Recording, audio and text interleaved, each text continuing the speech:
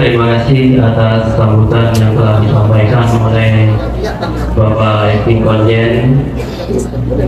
Selanjutnya, marilah kita dengarkan bersama Serasehan dan Ngaji bareng Kiai Haji Ahmad Baharuddin Nursalim, Rois Suriah PBNU. Sebelum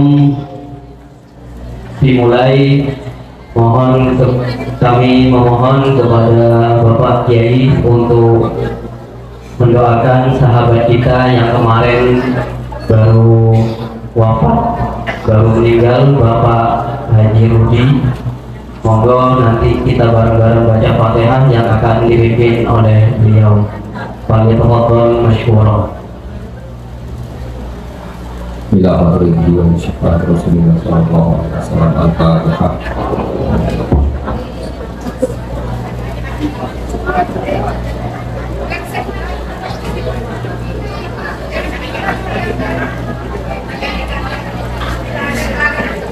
Mohon Bapak Ibu tenang, agak tenang.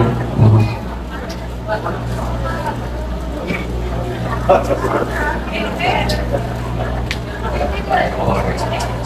Assalamualaikum warahmatullahi wabarakatuh.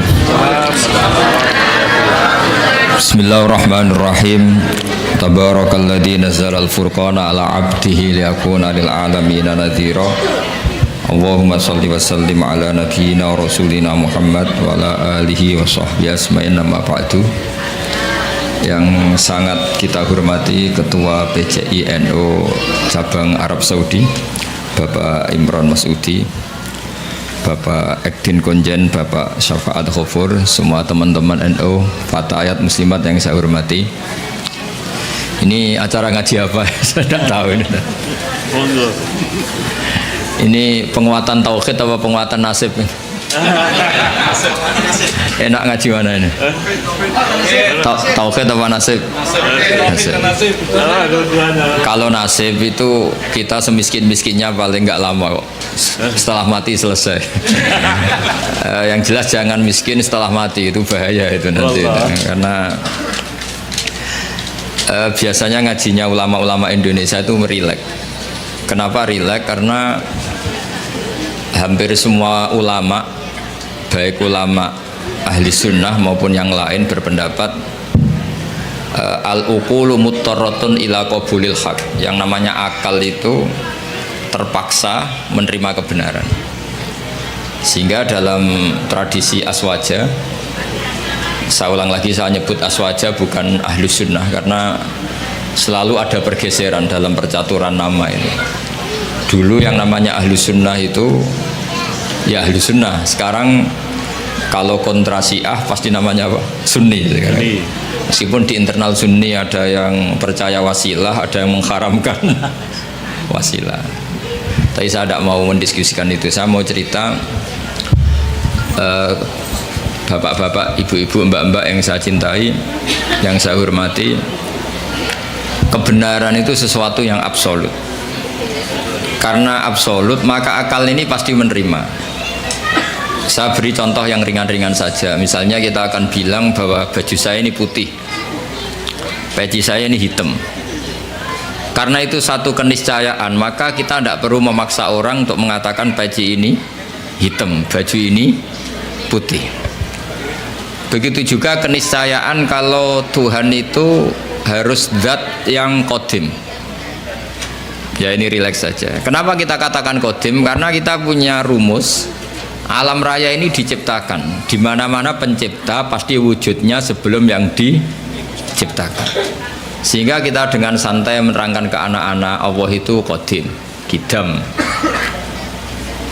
Karena yang diciptakan ini sesuatu yang nyata, seperti langit bumi ini nyata. Nyata itu ya nyata, nyata itu real. Maka penciptanya harus super nyata, yaitu dalam tradisi tauhid kita disebut wajibil wujud, zat sing pasti eksistensinya wujud. Sehingga kita mulai kecil diajarin alam raya ini diciptakan oleh zat yang wajibil wujud. Sehingga mulai kecil kita dilatih, Pak Konjen itu ngapalkan sifat berapa? 20 Pak Imran ya? Yaitu wujud, qidam, baqa, mukhalafatul lil hawadis. Jadi sebelum negara itu anti sama faham komunis, faham ateis, saya ulang lagi ya.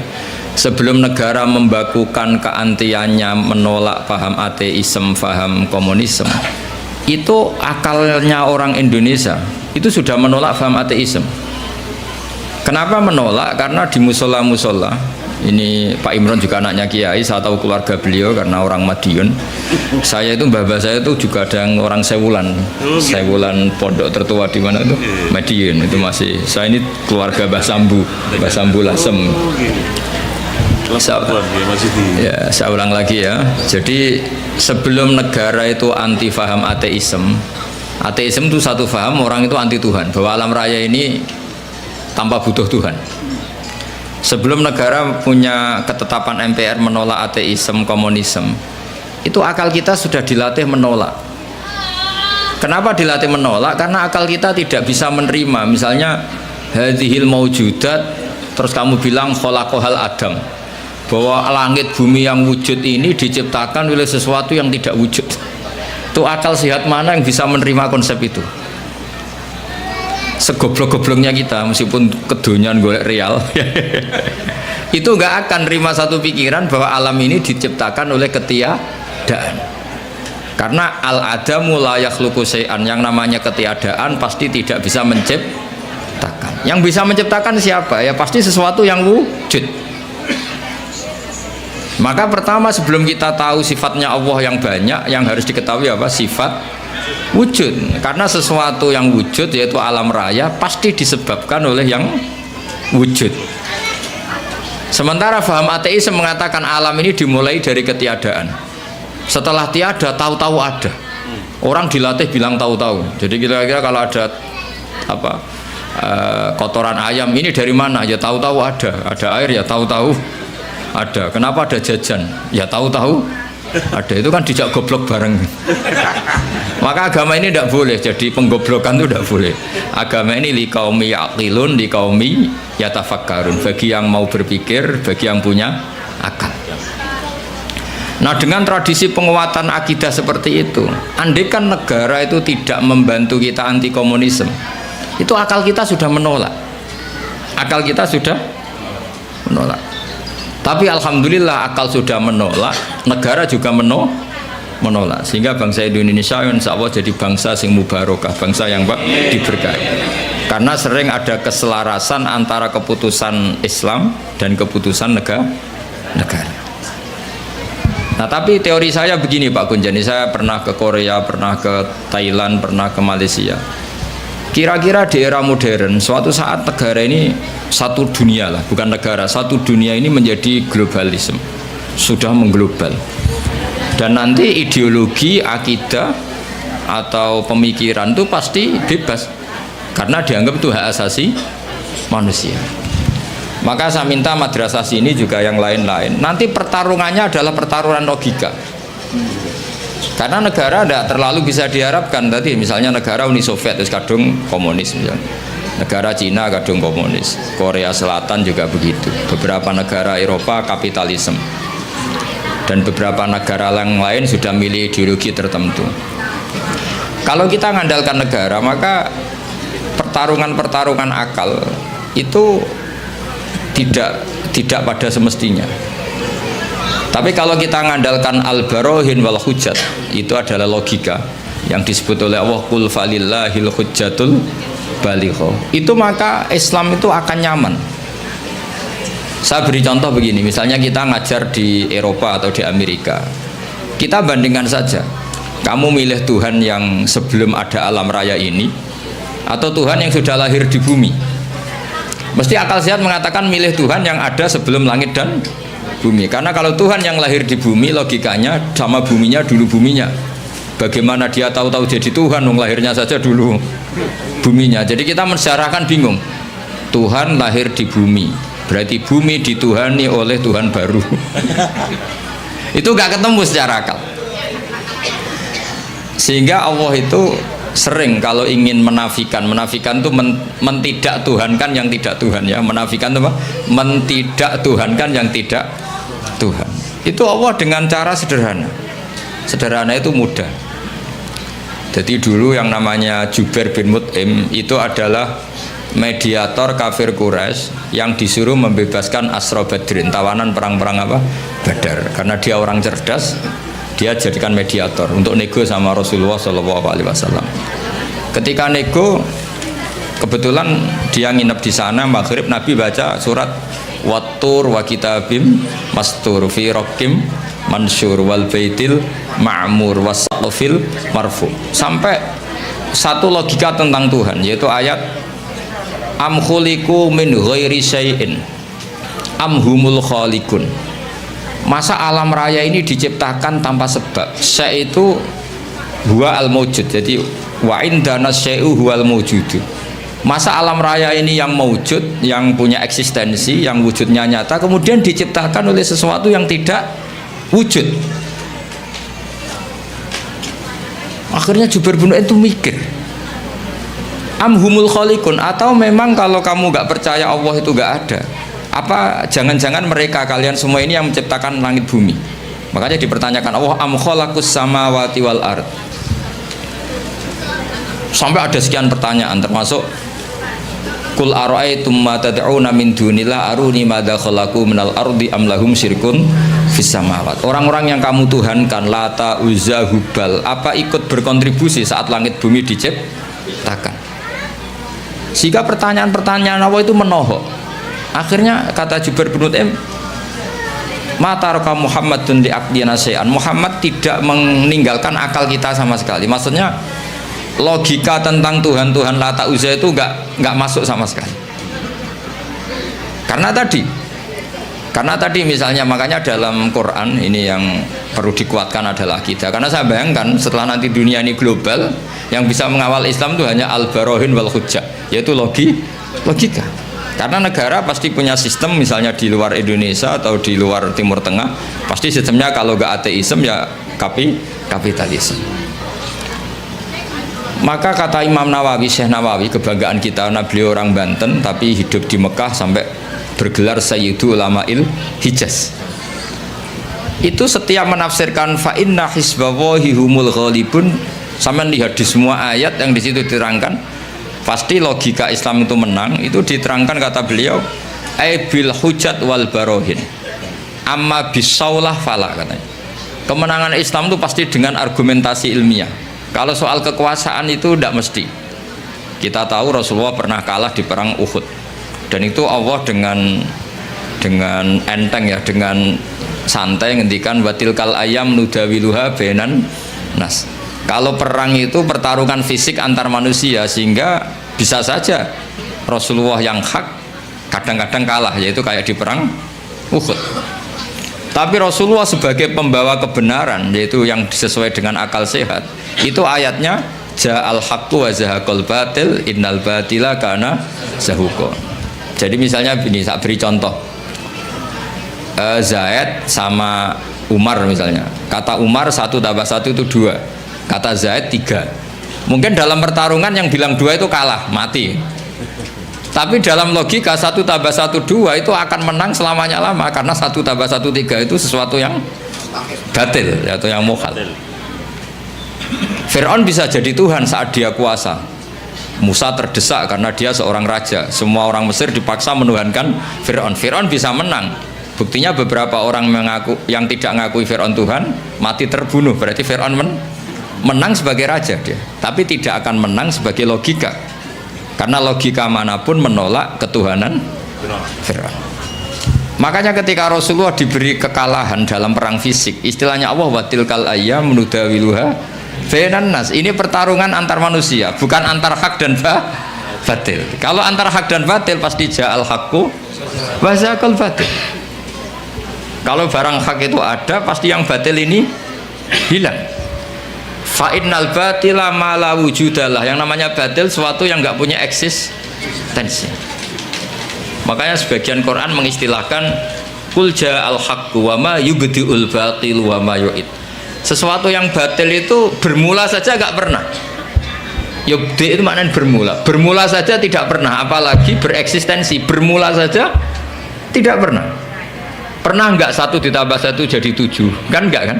Bermula saja enggak, apalagi mempertahankan apa? eksistensinya. Jadi kira-kira Fir'aun ya tidak pernah Tuhan, Namrud ya tidak pernah Tuhan, begitu juga yang dipertuhankan selain Allah selamanya nggak pernah sebagai Tuhan. Karena apa? Yang dikatakan Tuhan adalah zat yang paling punya pengaruh pada alam raya ini, tentu harus bersifat qadim. Nah sementara Fir'aun ada tanggal lahirnya, Tuhan-Tuhan yang lain juga ada tanggal lahirnya, bahkan ada tahunnya 2000 berapa gitu. Nah, itu kalau alam raya umurnya 5.000 tahun saja sudah bingung Tuhannya karena dulu alamnya.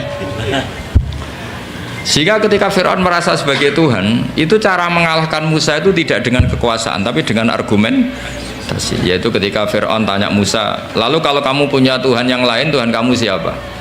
Kata Musa, yang menuhani langit bumi, Rabbus samawati wal ardh. Fir'aun masih bisa ngeles. Kata Fir'aun, saya sering jalan-jalan, yang dituhankan orang itu saya. Makanya kata Fir'aun, ma'alim tulakum min ilahin ghairi, setahu saya yang dituhankan itu saya. Soal kemungkinan Tuhan Musa ada di langit, terus dia manggil Haman. Haman itu arsitektur handal. Ya Hamanu bnili sorhal ali ablughul asbab as-samawati fa'attali'a ila ilahi Musa. Haman bikinkan piramida yang tinggi supaya saya bisa melihat Tuhannya Fir'aun. Tuhannya siapa? Musa. Andai kan adu argumentasi ini nunggu piramida jadi, maka Musa akan kalah. Karena setelah dilihat pun Tuhan tidak akan pernah kelihatan. Maka Musa gak mau, kalau pakai logika itu Musa pasti kalah. Tapi Musa pakai logika sederhana yang Fir'aun itu terperanjat dan menjadikan orang sekeliling Fir'aun menjadi mukmin, yaitu dengan logika Rabbukum wa Rabbu abaikumul awwalin, yang menuhani nenek moyang kamu. Itu kaget Fir'aun. Orang-orang juga langsung jadi mukmin, yang meskipun yaktumu imana, menyembunyikan apa? Karena logikanya kalau Fir'aun Tuhan berarti buyutnya tanpa Tuhan. Kan zaman buyutnya Tuhannya belum lahir. Berarti ini ada makhlukun yataqaddamu khaliqun, ada makhluk mendahului Tuhan. Sehingga orang-orang terus mikir, wah, Fir'aun geblek tenan, pangeran udah mbah di buyut. Kalau di mbah di buyut berarti buyutnya tanpa pangeran, karena pangerannya datang terlambat. Ya kan, Fir'aun kan punya bin. Terus sementara dia yang Tuhan, bapaknya nggak Tuhan, mbahnya nggak Tuhan, buyut-buyutnya. Berarti Tuhan, anak cucu tidak Tuhan. Logika itu tidak masuk. Maka kita mulai kecil di musala-musala diajarkan wujud, qidam, baqo. Logikanya gampang saja. Alam raya ini kadung wujud. Kalau kadung wujud, nggak boleh kita punya rumus ini alam yang wujud diciptakan oleh yang tidak wujud. Itu mbok akal paling nggak waras pun. Ini gimana? Suatu yang tidak wujud berperan pada yang wujud. Pasti nggak masuk akal. Makanya kata Ibnu Hajar al-Asqalani, penyarah kitab Bukhari, yaitu disebut kitab apa? Fathul Bari Bisyarhil Bukhari. Itu beliau ngendikan salasun mangkunna fihi wajada halawatal iman. 3 hal ini kalau kamu tahu, kamu merasakan, akan menemukan manisnya iman. Itu kata Syekh Ibnu Hajar al-Asqalani, ngendikannya begini, wa hadza huwa al-musamma bil iltizat al-aqli. Saya masih ingat, ini yang dinamakan kenyamanan secara berpikir. Jadi halawatal iman menurut beliau adalah orang yang sampai ke rutbatul iman, ke derajat iman karena kekuatan berpikir. Misalnya begini, kamu bisa tidur gak kira-kira kalau dipaksa oleh satu ideologi yang jadi Tuhan tuh Fir'aun. Dia lahir di bumi, punya bapak, mbah-mbahnya gak Tuhan, yang mulai Tuhan ya Fir'aun itu. Karena dia Tuhan maka dia pencipta mbah-mbahnya, padahal dia datang terlambat. Itu otak kamu paksa nerima itu gak bisa nerima. Karena aneh, Tuhan kok datang terlambat. Fir'aun itu Tuhan, tapi lahirnya sama wujudnya dulu bumi yang dituhani. Mesti kamu kan balik loh, podo-podo pangeran aduk bumi ini, tidak Fir'aun kan gitu. Nah, beda dengan akidah Islam. Akidah Islam itu yang membuat kita bisa tidur nyaman, merasakan halawatal iman, karena alam raya ini diciptakan oleh zat yang lebih dulu ketimbang alam raya ini. Zat ini karena pencipta bersifat super, terus oleh ulama disebut wajibil wujud. Karena pencipta datangnya harus lebih awal timbang yang diciptakan, sehingga zat ini berstatus qadim atau al-awwal. Karena dia pencipta maka dia superior. Karena superior tidak terkalahkan, maka zat ini bersifat baqo, wujud kidam baqo. Karena zat ini super maka nggak boleh ada kembarannya. Pak Imron saja nggak mau ditandingi apalagi Tuhan. Karena Tuhan itu super. Kalau super nggak boleh la syari kalah, harus nggak ada kembarannya, nggak boleh ada dua matahari kembar apalagi ini Tuhan. Maka bersifat mukhalafatul hadis. Karena wujudnya Tuhan sebelum ada yang lain, maka dia harus nggak butuh orang lain.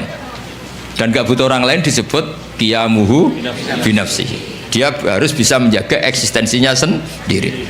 Nah, sifat-sifat Tuhan seperti itu kita terima itu nyaman. Nyaman sekali, yaitu aturannya jadi Tuhan harus seperti itu. Wong Tuhan kok kalau makan pecel murus, itu kan bingung kan. Misalnya Fir'aun kira-kira kebanyakan pecel Madiun, daerahnya Pak Imran itu ya mules. Kalau mules diobati, kalau diobati terus sembuh. Wah tadi Tuhan lemes sekarang sudah sembuh. Bingung kan kita punya Tuhan seperti itu. Bingung nggak kira-kira kalau punya? Terus kalau ada orang masalah jangan sekarang lapornya, Tuhan masih tidur. Pusing nggak? Punya Tuhan masih semua masalah di cancel karena Tuhan baru sakit. Kalau HP-nya hilang juga nggak tahu nyari di mana, itu kan bingung semua. Bandingkan Tuhan menurut versi Islam. Allahu la ilaha illa huwal hayyul qayyum. Tuhan itu siapa? La ta'khudhuhu sinatu lana. Nggak mungkin tidur, nggak mungkin kantuk. Nah, sifat-sifat seperti itu namanya al-hujjat wal barohin. Kita punya logika yang kelima tentang menemukan Tuhan. Nah, yang seperti ini tuh pasti ja'al haq. Jika saya pernah ditanya, saya ini karena ngajar di Jogja, di daerah akademisi. Pak, suatu saat kalau ada perbandingan agama, boleh enggak? Saya bilang boleh. Yang penting enggak perbandingan pemeluk agama. Karena kalau Islam dibandingkan non-Islam, pasti yang menang Islam. Liyudhirahu ala dini kulli. Makanya dulu masyhur itu ada perdebatan Ahmad Didat sama seorang non-Muslim antara Tuhan Allah dan Tuhan yang lainnya. Itu banyak mahasiswi dari Swiss, dari Swedia bilang sepertinya Tuhan Anda lebih menarik karena disifati Tuhan Islam adalah sebelum ada alam raya ini tidak ada kembarannya, tidak ada macam-macam, pokoknya tidak ada yang salah. Sementara Tuhan yang lainnya lahirnya di bumi, ada tanggalnya, pernah kecil, mungkin pernah kalau jalan jatuh, mungkin pernah macam-macam sehingga nggak meyakinkan berstatus sebagai apa? Tuhan. Nah, kalau kamu cara beriman seperti ini namanya sudah ja'al haqqu wa zaqal batil. Maka harus dibedakan Islam dan orang Islam. Kalau orang Islam mungkin di daerah yang mayoritas Muslim copetnya juga Muslim, nanti koruptornya juga Muslim, sehingga nggak bisa dibanggakan Muslimnya. Tapi kalau Islamnya selalu bisa dibanggakan. Makanya saya bilang kalau ada perbandingan agama itu ya Islamnya, jangan orangnya. Kalau orangnya ya repot, di daerah yang kebetulan malingnya Muslim ya Muslim, koruptornya juga Muslim, pencopetnya nanti juga Muslim. Bahkan ada raja tertentu yang mengatasnamakan raja Islam itu selirnya sampai 30. Mana ada Islam menghalalkan sampai 30. Tapi itu kan orang Islam, bukan aturan Islam. Nah itu kan repot. Nah sekarang yang kita sesali kajian agama atau perbandingan agama itu yang dikaji itu orangnya, sehingga kita sering kalah. Misalnya nyuwun sewu beberapa negara tertentu yang mengatasnamakan negara Islam sering perang, terus itu dianggap cerminan Islam, padahal Islam rahmatal lil alamin. Tapi kalau orang Islam yang tidak rahmat ya banyak yang selalu suka mendolimi orang lain. Maka kita harus hati-hati mana perilaku seseorang dan mana itu Islam. Sehingga perang itu, perang zaman Nabi itu ada perang nudawiluha bainan nas, perang yang dihitung sebagai manusia. Ada perang yang dihitung bainal haqqi wa bainal batil. Kalau perang itu antara pertarungan benar dan salah, pasti yang menang itu benar. Karena tadi qul ja'al haqqu wa ma yubdi'ul batilu wa ma yu'id. Sesuatu hak itu pasti datang, maknanya pasti punya eksistensi. Seperti putih. Putih ini ya memang putih, punya eksistensi putih. Yang mengatakan ini hitam meskipun dalam pertarung menang, tetap dia kalah. Bisa saja mengatakan baju saya putih, itu kalau duel fisik menang yang mengatakan hitam. Duel fisik ya. Tapi dia tidak akan menang selamanya karena dia dianggap gendeng. Masa putih dibilang hitam? Paham ya ini logika ini? Di sini ada istilah ja'al haqqu wa zahaqal batil. Sehingga Quran itu unik cara ngajari kita berfilsafat. Kalau ada kalimat itu salah, itu disebut kata Quran kaburat kalimatan takhruju min afwahihim. Ada satu kalimat atau perkataan yang menjadi kalimat itu karena diucapkan oleh lisan. Allah menyebut kaburat kalimatan takhruju min, seperti sampean bilang bajunya Gus Ba itu hitam. Itu ya satu kalimat, tapi menjadi kalimat karena diucapkan. Tapi iyakuluna illa kadiba, kalimat itu bohong, wong putih kok dibilang hitam. Ada kalimat yang memang menunjuk musamanya. Kalau dalam ilmu mantek, kalimat yang menjadi kalimat karena menunjuk hakikat, itu yang kalimatu hakin. Seperti orang yang bilang baju Gus Ba itu putih, dia menjadi kalimat karena mengatakan sesuatu yang sesuai kenyataan. Sehingga kalimat tauhid disebut kalimatu hakin alaiha nahya wa alaiha namut. Itu satu kalimat yang memang hak, memang nyata, memang yang Tuhan itu Allah. Sehingga yang mengatakan Tuhan itu Allah adalah kalimatu hakin. Tapi yang mengatakan misalnya Fir'aun itu Tuhan, itu disebut kalimatul batil, menjadi kalimat karena diucapkan, bukan karena menunjuk hakikat. Paham ya ini ya? Itu hebatnya Quran melatih kita. Jadi ada kalimat penunjuk kebenaran, ada kalimat menjadi kalimat karena diucapkan. Makanya disebut kaburat kalimatan takhruju min afwah. Sehingga kalimat itu punya problem. Problemnya apa? Yaitu sekali salah awalnya, ini diskusi ringan tapi masalah tauhid. Itu kalau salah awalnya akan salah terus. Sehingga Nabi Adam pertama diajari Allah itu tentang penamaan sesuatu, wa 'allama Adamal asma. Karena semua kemusyrikan itu dimulai dari salah nama. Ya, dimulai dari misalnya gini, zaman kafir Quraisy atau kafir Arab jahiliyah dulu, zaman itu bilang ini Lata, ini Manat, Manat dari kata Manan. Ini berhala pemberi, ini Al-Uzza, berhala yang agung. Coba kalau dari awal dibahasakan hakikat, oh ini batu Ponorogo ini, pemahatnya Pak Imron, dulu dijual ke sini itu kredit. Wah, itu nggak ada sakralnya sama sekali. Karena menjadi sakral atau disakralkan karena inhiya illa asmaun samaitumuha antum wa abaukum, karena kamu salah memberi nama maka ini mendapat posisi. Jadi ini dikatakan Al-Manan, pemberi, Al-Manat, Al-Uzza yang agung. Coba kalau dari awal berhala itu dikatakan apa? Wah, ini batu pahatannya siapa ya, harganya berapa ya? Kan sudah ada kepikiran menuhankan. Terus ketahanannya sampai kapan ya kalau sering kena hujan, kena panas? Wah, itu kan nggak keren sama sekali. Tapi gara-gara salah nama, awas tuh nak mbok pisau kualat. Kalau tidak kamu mandikan kualat, kalau tidak kamu sembah kualat. Terus ada teror-teror ini, terus seakan-akan ini Tuhan. Maka semua kesalahan manusia itu dimulai dari salah memberi nama. Makanya Mbah Mun itu gak suka kalau ada nama salah itu. Termasuk beliau ngeritik wong Jawa nak digawe jenenge ewoh. Ewoh itu kan ribet. Mulane akhirnya ribet tenan wong darane apa? Darane apa? Ewoh. Ewoh itu maknane repot. Makanya ulama dulu itu kalau guyon itu mau lucu-lucunan tok. Imam Syafi'i itu pernah dikasih tahu orang yang tadi nyucup jenengan, yang sama jenengan dohirnya takdim, itu setelah keluar dari jenengan ngerasani jenengan, berarti dia munafik. Tapi jawab Imam Syafi'i itu lucu, enggak ada apa-apa. Kenapa? Berarti saya wibawa, ngomong di depan saya agak berani gitu. Jadi dianggap enteng saja. Itu Imam Syafi'i. Diceritain ini itu sekian orang tetangga kamu itu gak seneng kamu, itu gimana kamu Imam Syafi'i? Baguslah kalau gak seneng saya. Kenapa? Oh, nak seneng malah utang katanya. Masyhur itu makalah Imam Syafi'i. Waman asa ilaika faqat atlaqaka. Orang yang berburuk sama kamu itu artinya membebaskan kamu. Coba orang yang gak seneng kamu pernah gak pinjam mobil? Gak pernah kan? Utang duit? Gak pernah. Justru yang seneng-seneng itu yang tuh kadang-kadang pinjam. Jadi Imam Syafi'i itu nanggapi dunia itu enteng saja, karena dia tahu bahasa yang benar itu tahu. Jadi enteng. Ulama dulu itu gampang.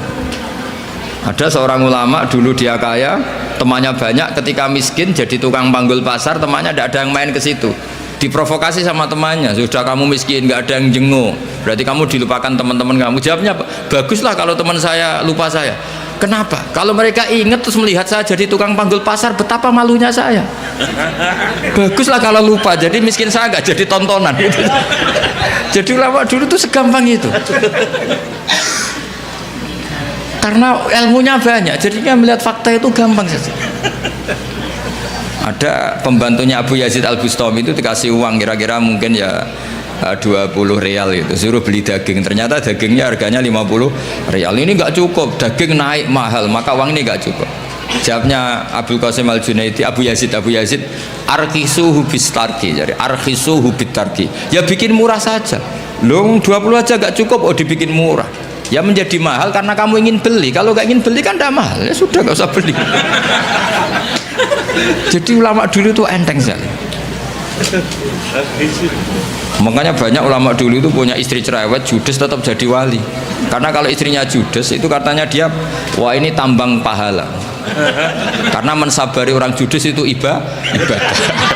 Maka bilang ke istrinya, monggo teruskan. Nah selama ini kan enggak, kalau istri kita judes kita bilang, wah ini kita lelaki kok dimarahin istri, harga diri kita itu berpikir yang salah. Ini tambang pahala. Tambang apa? Dan kalau judes itu bagus. Kalau rukun malah minta belanja, malah mahal itu. Coba kalau sedang mesra itu mintanya istri apa? Belanja kan? Murah mana? Pas marah sama pas rukun? Biayanya itu. Murah mana? Pas neng-nengan sama pas harmonis? Mahal mana? Mahal pas harmonis. Maka anggap saja gitu, pas neng-nengan alhamdulillah ini jeda. Meskipun dimarahi terus lama-lama jantungan mati. Jadi mau saya cerita, jadi ulama dulu itu gampang sekali. Karena sekali sesuatu itu salah nama, itu bahaya. Makanya pertama Nabi Adam diajari wa 'allama Adamal asma. Maka alhamdulillah kita dari awal mengatakan bumi ini makhluk diciptakan, manusia juga makhluk diciptakan. Sehingga status kita, andaikan kita dari awal mengatakan Fir'aun makhluk, Nabi Isa juga makhluk, mungkin nggak menuhankan orang yang berstatus makhluk. Tapi kita kadang nggak mengatakan manusia itu manusia super yang seakan-akan hidupnya nggak butuh orang lain. Maka saudara Rasulullah ketika begitu bangganya dikatakan gelar saya terbaik kata Nabi adalah Abdullah, hamba Allah. Karena Nabi gak ingin nasibnya seperti Nabi Isa. Justru dengan gelar Abdullah itu Nabi gak akan dituhankan karena berstatus Abdun ya, berstatus Abdun. Jadi Islam ini juga harus dikawal oleh jangan sampai kita keliru memberi penamaan. Saya di Jogja sering memberi saran ke bapak-bapak ibu, kalau kamu bilang anak, wah ini anak nanti membiayai setelah kuliah biaya lagi, nikah biaya lagi, maka kamu lihat anak ini problem. Tapi kalau kamu melihat anak ini penerus sujud saya, penerus kebaikan saya, kalau saya sudah mati tabungan saya adalah di anak. Saya sujud, anak saya sujud, cucu saya sujud, cucu saya penyembah Allah, pecinta Rasulullah. Maka melihat anak ini sebagai penerus kebaikan, maka menganggap anak itu penting. Sehingga Allah kalau mengistilahkan anak itu apa? Walladzina amanu wattaba'athum dzurriyyatuhum biimanin. Kita melihat anak itu, ini generasi penerus iman saya, ini generasi penerus sujud saya, maka kita melihat anak ini senang. Tapi kalau dari awal melihat sebagai apa? Beban, maka terus anak ini problem. Sampai kalau asik kumpul istri terus jadi hamil. Loh kok hamil padahal saya ada ingin. Anak-anaknya sendiri, loh hamil padahal saya ada ingin. Apalagi kalau terpaut setahun. Loh anakmu kok kacek sidik, kesundulan aku ya ora niat. Jadi ini baru ada nih. Sedang ada nama. Ada. Belum. Jadi saya mohon sekali, jadi agama ini hanya bisa dikawal dengan al-hujjat atau logika. Makanya dikatakan Allah wa tilka hujjatuna atainaha Ibrahim ala qaum. Tapi sekarang banyak orang itu nggak berlatih argumentasi, sehingga di tradisi Aswaja NU orang harus hafal akidatul awam, harus hafal sifat wajib 20, sifat muhal 20. Terus sifat wajibnya Nabi 4, sifat mukhalnya Nabi 4, sifat jaiznya 1. Tanpa itu semua kita tidak bisa ngawal apa? Islam. Karena pertarungan-pertarungan duniawi itu menyudutkan Islam. Misalnya Anda bilang, katanya orang Islam itu hidupnya fid dunya hasanah, orang Ethiopia kok miskin-miskin, kamu tidak bisa jawab. Tapi kalau kamu membela Islam dengan logika, misalnya mereka menuhankan makhluk yang lahir di bumi, kamu menuhankan zat yang adanya sebelum langit dan bumi. Kira-kira kalau adu argumentasi menang mana? Keabsahan sebagai Tuhan. Tentu lebih logis yang ada sebelum langit dan bumi, yang layak berstatus sebagai Tuhan. Nah itu yang harus mengawal Islam itu, liqaumi ya'qilun, liqaumi yatafakkar. Sehingga dulu Nabi itu kalau menerangkan tauhid itu gampang sekali. Saya berkali-kali cerita kalau ngaji, dulu orang kafir jahiliyah itu Tuhannya banyak karena problemnya banyak. Sehingga ketika Nabi mengajarkan satu konsep Tuhan satu atau tauhid, itu mereka bilang gini, aja'alal alihata ilaha wahida inna hadza la syai'un ujab. Masa urusan banyak kok Tuhannya satu, ini aneh. Makanya mereka bilang apa? Aja'alal alihata ilaha wahida. Masa Tuhan yang banyak menjadi satu, ini aneh. Problem kita banyak, kasus kita banyak. Harusnya Tuhannya juga banyak. Terus Nabi secara santai menerangkan, kalau kamu jadi pembantu atau jadi budak, terus punya majikan banyak, perintahnya beda-beda, kamu pusing enggak? Wah ya pusing Muhammad, mendingan majikan satu. Terus kanjeng Nabi bilang, inna rabbakum sayyidukum, Tuhan kamu adalah majikan kamu. Kalau Tuhannya banyak merintahkan semua, pusing kamu. Ya sudah mat, Tuhannya satu saja. Itu yang dimaksud daraballahu mathalar rajulan fihi syuraka'u mutasyakisuna wa rajulan salamal lirrajul hal yastawiyani masalah. Alhamdulillah, Allah membuat satu perumpamaan, ada orang punya majikan banyak yang perintahnya beda dengan orang yang hanya mengabdi satu majikan. Kira-kira kamu milih mana?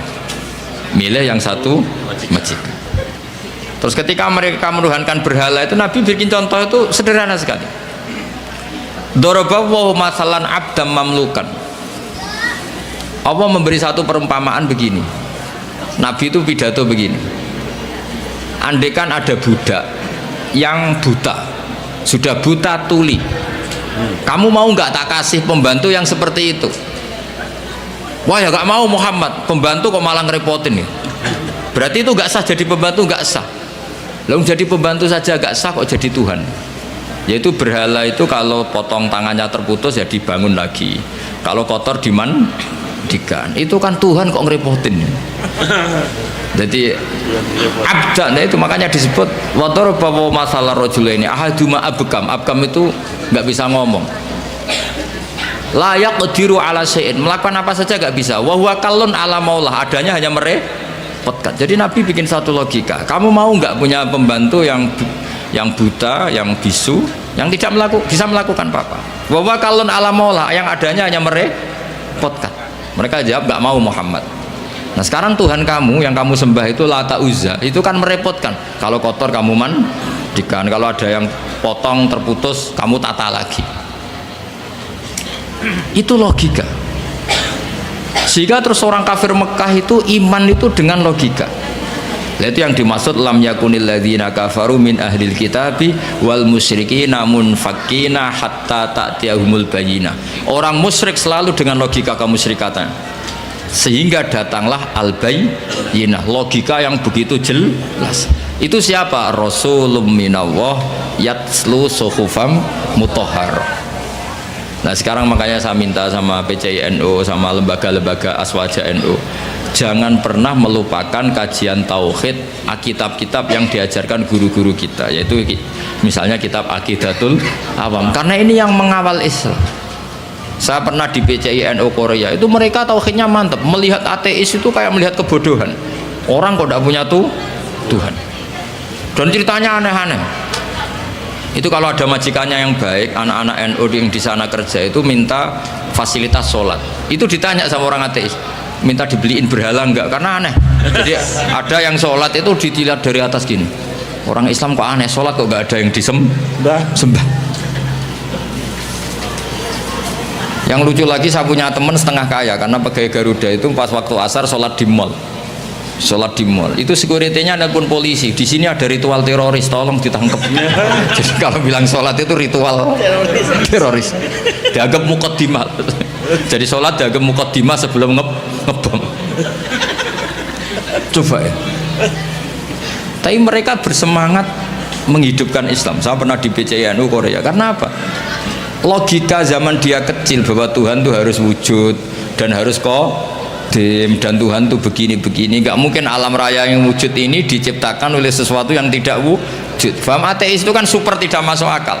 Masa alam raya ini diciptakan oleh ketiadaan? Coba kalau kamu logika, hadhil maujudat khalaqahal adam, sesuatu yang wujud ini penciptanya adalah ketiadaan. Itu kan stres semua itu santri kamu nanti. Ini ajaran apa gitu. Tapi kalau Islam kan mengajarkan hadhil maujudat khalaqaha wajibul wujud. Wujud ini diciptakan oleh zat yang super wujud. Kan enak di akal itu. Nah, kalau sudah enak begitu disebut wajadah halawatal iman. Kamu menemukan nikmatnya iman, atau yang disebut al-iltizat al-aqli, kenyamanan cara berpikir. Dan itu hebatnya NU. Makanya NU itu dulu Wali Songo itu mengajarkan itu tidak menguasai negara dulu, tapi menguasai logika. Kalau negara itu bentukan kemudian.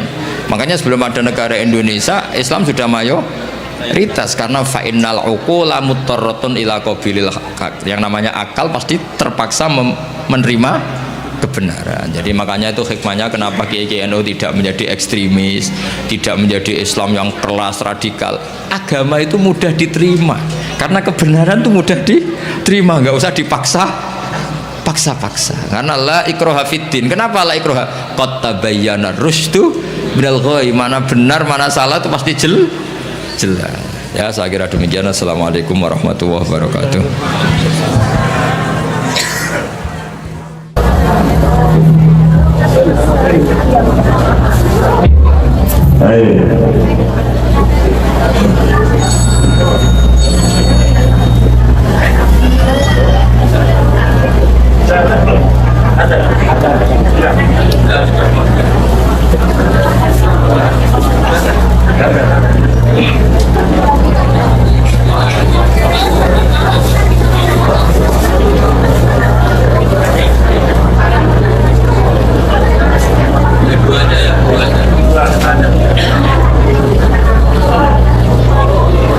Baik Bapak Ibu para hadirin yang dirahmati Allah Subhanahu wa taala, selanjutnya adalah tanya jawab, tetapi beliau hanya tersol dua penanya saja. Satu dari bapak-bapak, satu dari ibu-ibu. Dipersilakan.